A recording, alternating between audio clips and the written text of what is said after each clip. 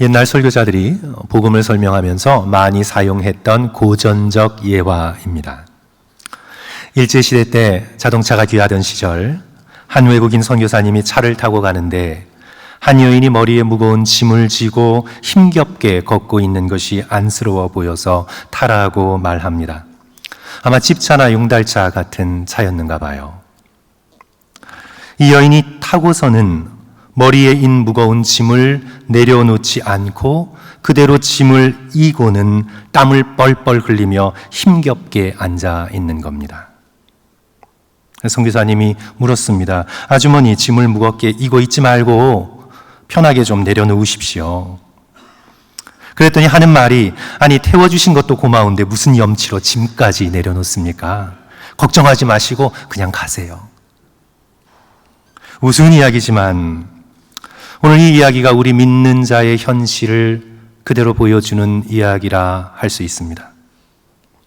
우리가 예수 그리스도의 복음은 믿었습니다. 십자가의 보혈에 그 능력을 붙들었습니다. 우리의 인생이 하나님께서 우리를 위해 예비하신 천국으로 향해 가고 있음도 우리는 알고 있습니다. 그런데 여전히 우리 모두 다 인생의 무거운 짐을 지고 있습니다. 표정이 힘들어 보입니다. 기쁨의 표정은 잠시뿐 인의 근심과 걱정으로 되돌아갑니다. 여전히 세상의 무거운 짐으로 우리는 허덕거리며 인생을 살아가고 있습니다. 차를 타고 있으나 짐을 내려놓지 못하며 힘들어하는 여인과 하나도 다를 바가 없습니다. 성경은 우리에게 거듭거듭 짐을 내려놓으라고 말씀합니다. 마태복음 11장 28절 수고하고 무거운 짐진 자들아 다 내게로 오라 내가 너희를 쉬게 하리라. 예수 그리스도께서는 당신 자신을 우리의 인생의 무거운 짐을 지기를 기뻐하시는 분으로 소개하고 있습니다.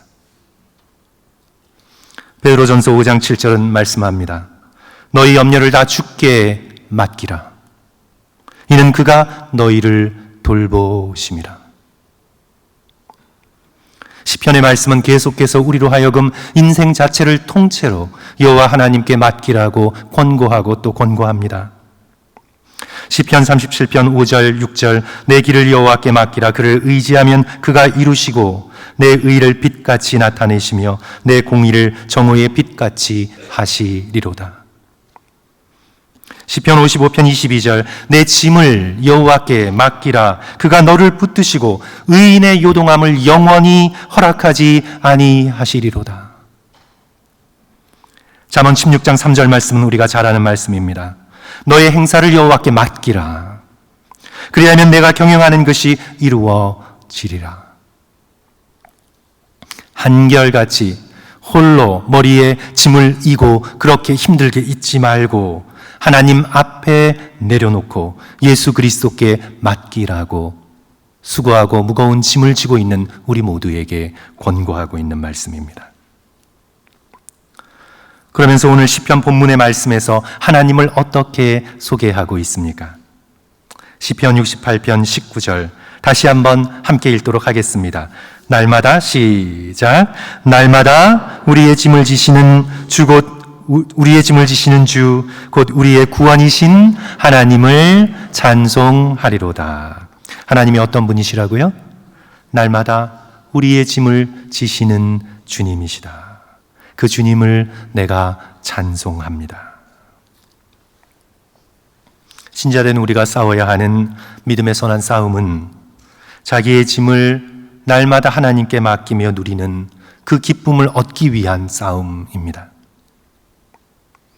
머리에 지고 있는 무거운 짐을 하나님을 믿고 내려놓으면서 우리는 인생에 이런 고백이 있어야 합니다. 아, 참 좋습니다. 너무 편합니다. 평안합니다. 가볍습니다. 나의 모든 짐을 맡아주시는 하나님으로 인해 나는 찬양하며 즐거워하고 있습니다. 이런 고백이 저와 여러분의 고백이 되어야 합니다.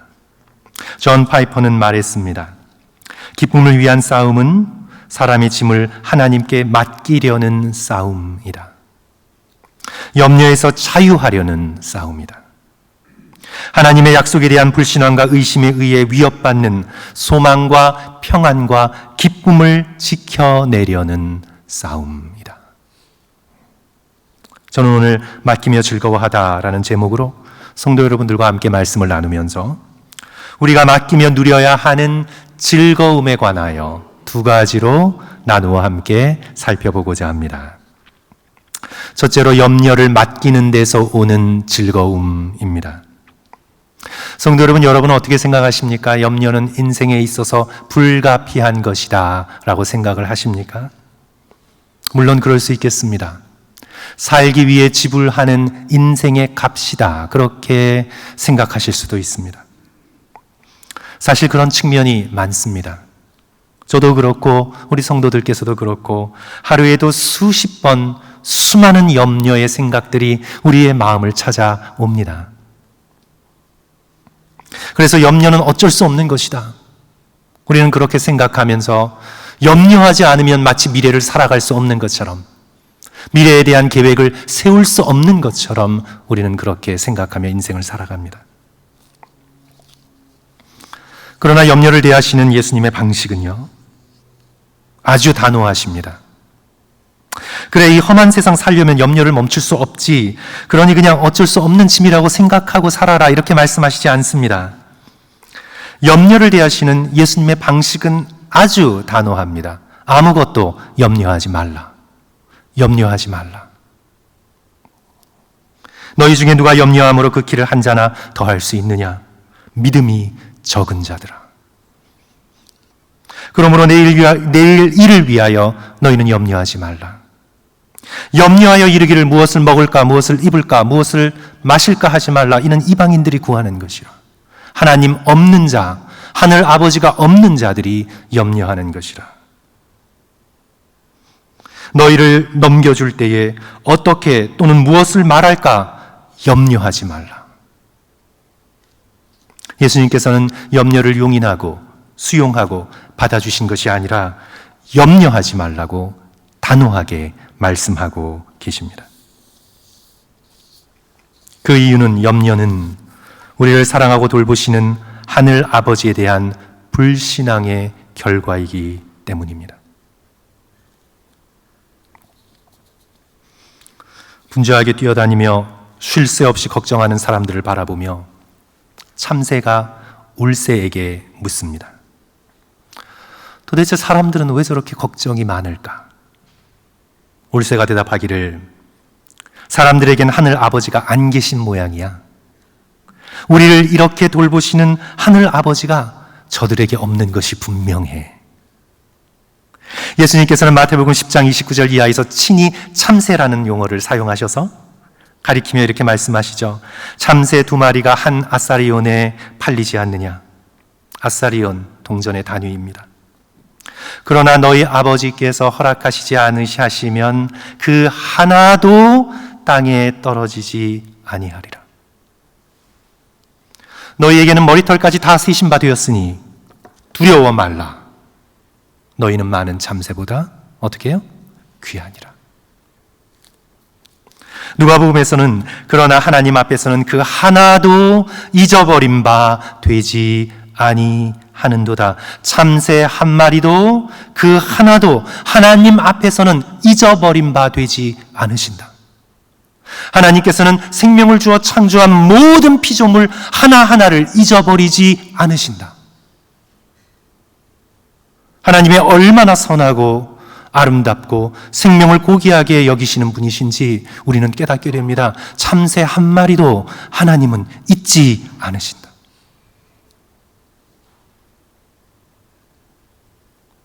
우리는 되묻습니다. 아니, 그래도 참새가 땅에 떨어지지 않습니까?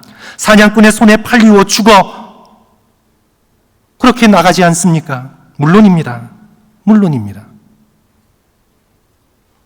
그러나 하나님께서 잊지 않으십니다. 그래도 하나님께서 돌보십니다. 우리의 인간의 지식으로 상상할 수 없고 너무나 놀랍고도 신비로운 방법으로 삶과 죽음을 가로질러 하나님께서는 당신의 피조물들을 돌보십니다. 참새도 돌보시는데 하물며 그리스도의 피값으로 사신 하나님의 자녀인 우리들을 돌보지 않으시겠습니까? 그러므로 자녀된 우리는 하나님 앞에 우리의 염려를 맡겨야 합니다. 머리에 지고 있는 인생의 무거운 짐을 하나도 남김없이 하나님 앞에 내려놓아야 합니다.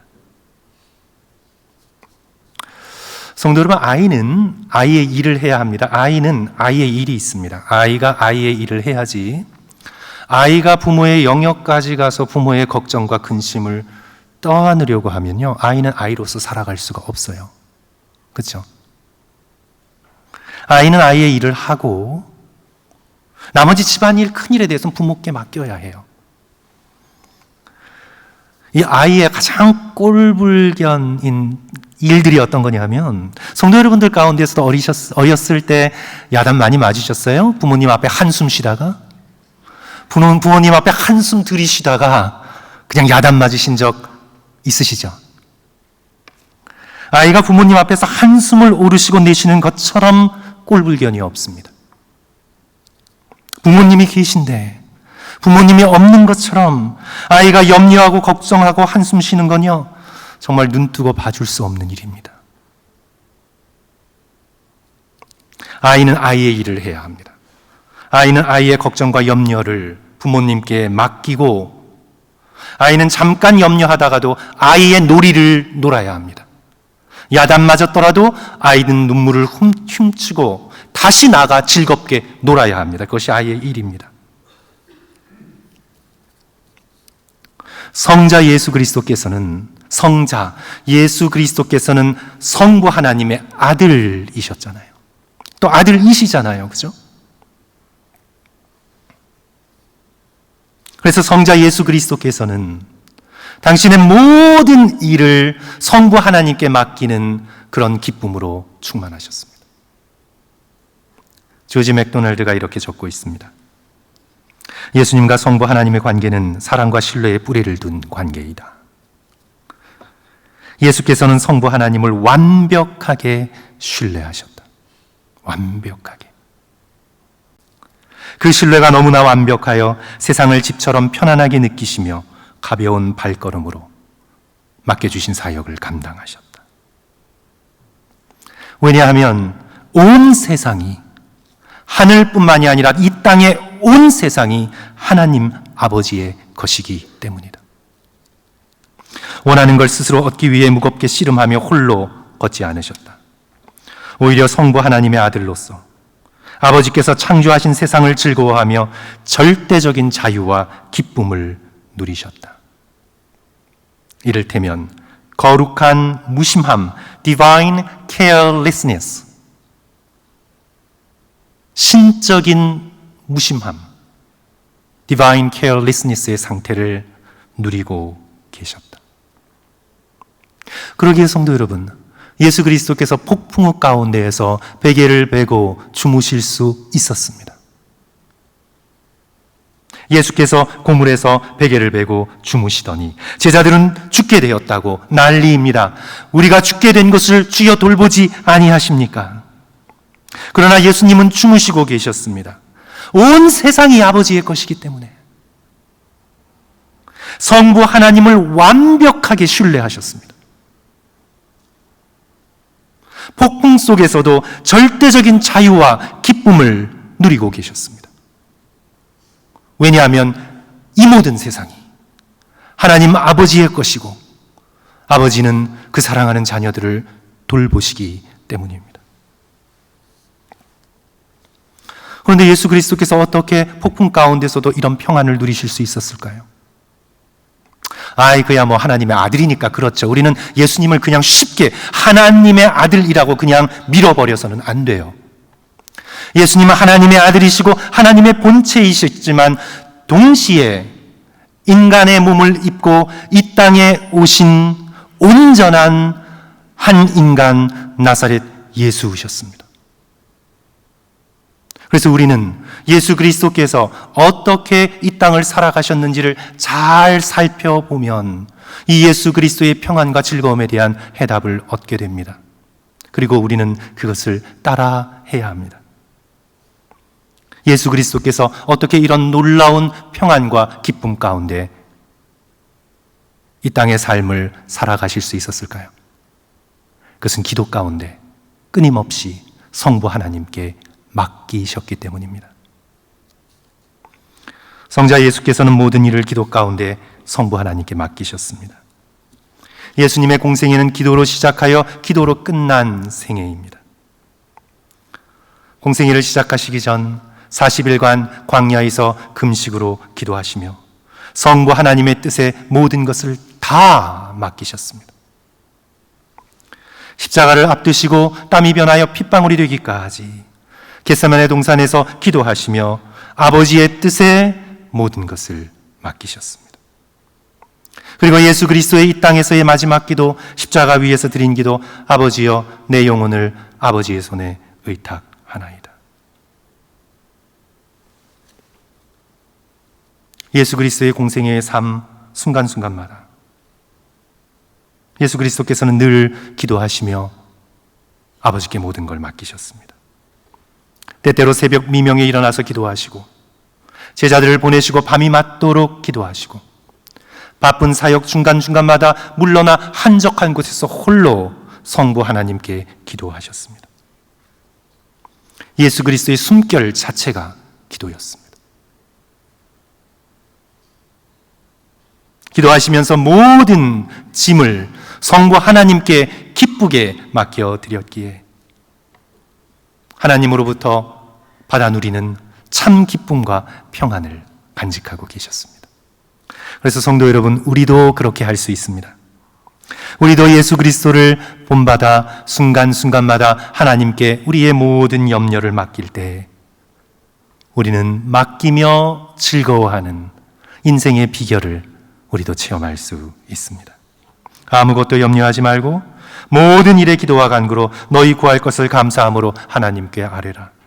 그리하면 모든 지각에 뛰어난 하나님의 평강이 그리스도 예수 안에서 너희 마음과 생각을 어떻게 해요?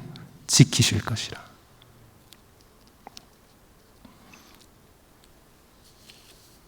기독교 역사에서 가장 뛰어난 설교자 중에 하나로 여겨지는 찰스 스펄전은 어렸을 때부터 우울증으로 씨름했습니다.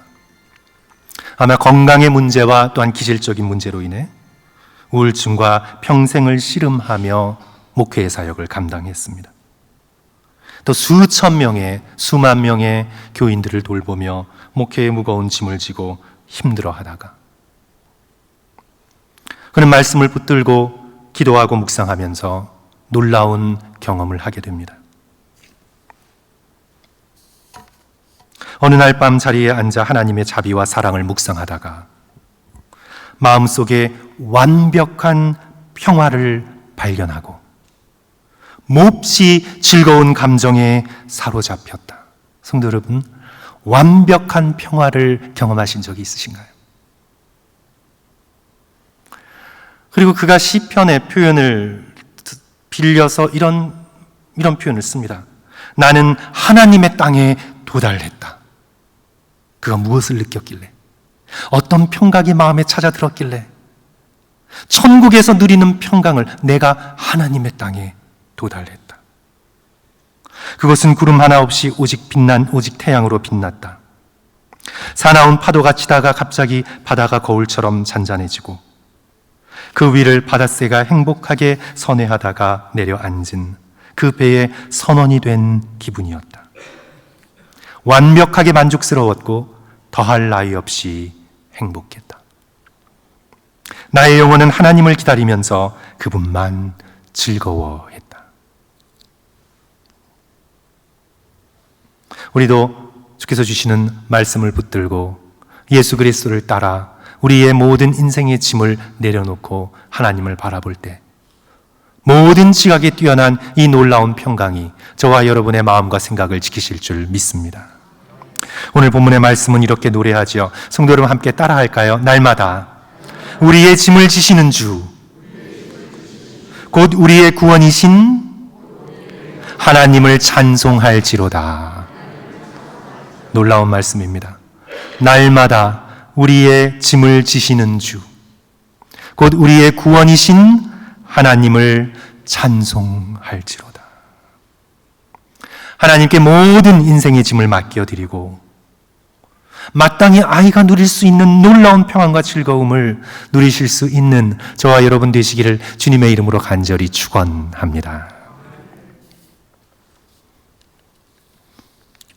둘째로 우리는 염려와 함께 결과도 맡겨야 합니다. 염려뿐만 아니라 선한 일에 대한 결과도 하나님께 다 맡겨버려야 합니다. 나쁜 일을 하다가는 낙담하게 되는 경우가 별로 없습니다. 나쁜 일이 왜 이렇게 안 되지? 낙담하는 사람이 있어요? 없어요.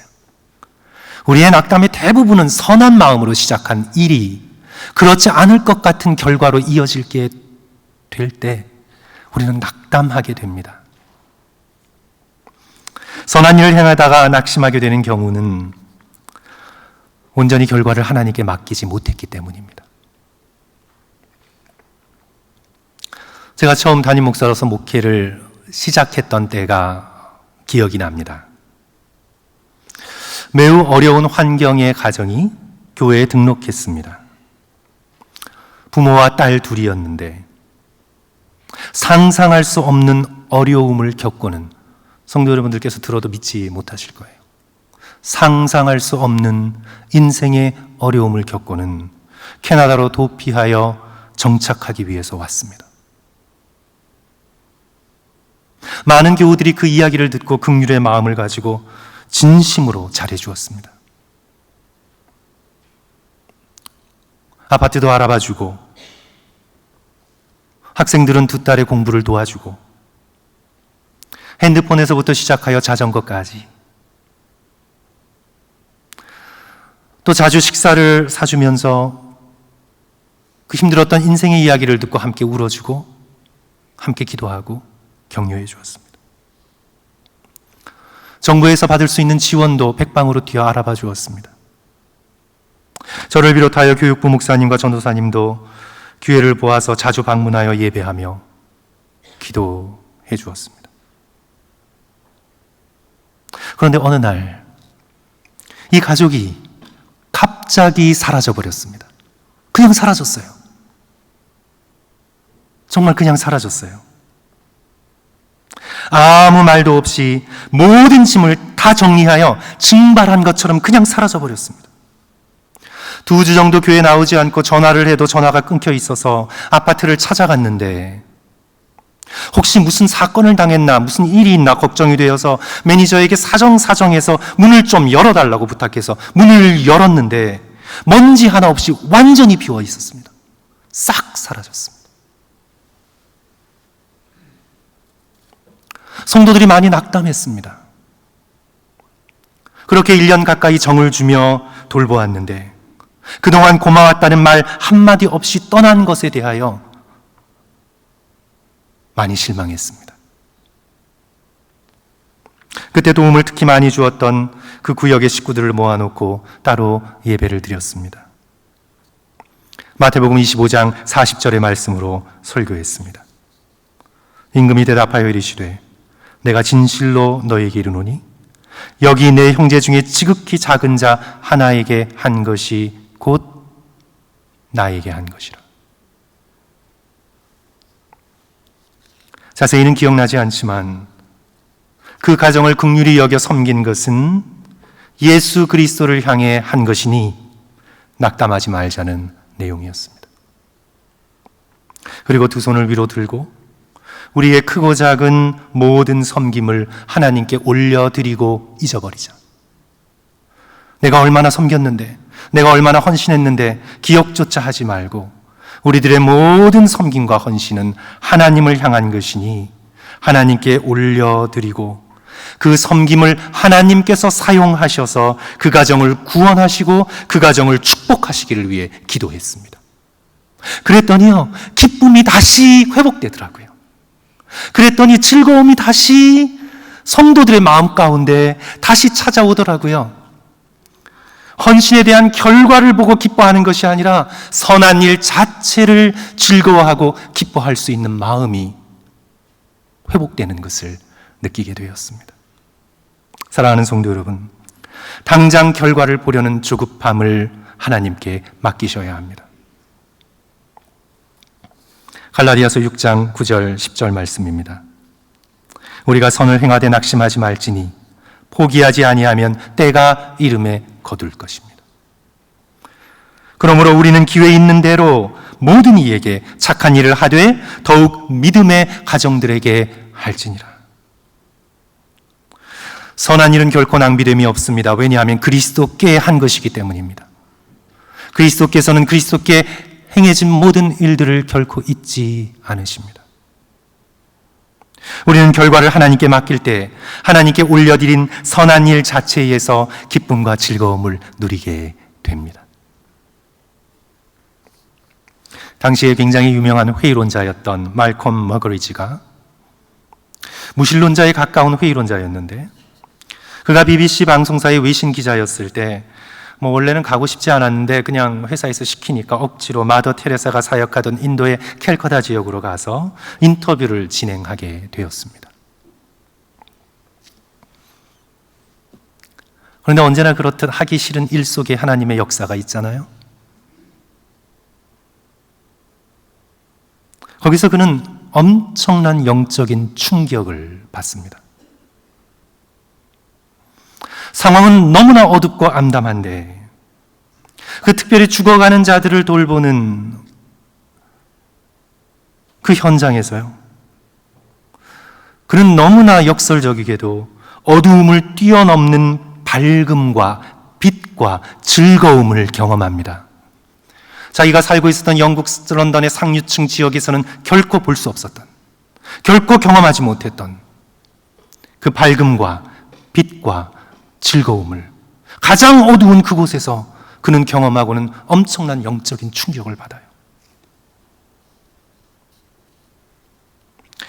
후에 예수 그리스도를 믿고 기독교로 전향하는 계기가 되었는데요. 그러면서 이때의 경험을 마더 테레사에 대하여 쓴 책 Something Beautiful for God 이라는 책에서 그가 이렇게 고백합니다. 죽어가는 사람을 돌보는 암울하고 슬픈 가득한 장소여야 하는 그곳에서 신비한 빛이 뿜어져 나오고 있었다. 봉사자의 얼굴은 즐거움으로 가득했다. 나는 영적인 충격에 주저앉아야만 했었다. 그래서 마더 테레사에게 물었습니다. 아니, 죽음이 지배하고 있는 이곳에 어떻게 이렇게 밝은 빛이 가득하고 웃음소리가 끊이지 않습니까? 그녀가 대답하기를 We give it and do it to God and to Christ. 우리는 이 모든 것을 하나님께 올려드리고 그리스도를 향해서 행하고 있습니다. 우리는 이 모든 것을 사람에게 하는 것이 아닙니다. 하나님께, 그리스도께 행하고 있으니 어찌 기뻐하지 않을 수 있겠습니까?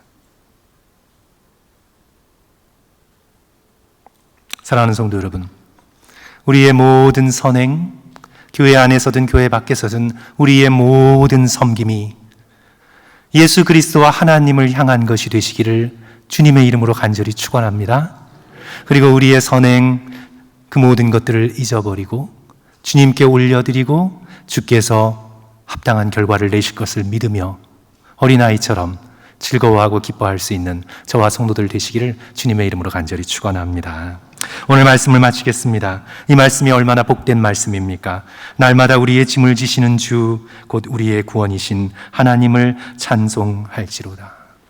우리의 짐을 맡아주시기 위해 우리 가까이 와 계신 예수 그리스도, 그분께 우리의 공고하고 무거운 인생의 짐을 내려놓고 쉼을 누리고 기쁨을 누리며 주께서 주시는 놀라운 평강을 우리의 삶 속에서 체험하시는 저와 성도들 되시기를 주님의 이름으로 간절히 축원합니다.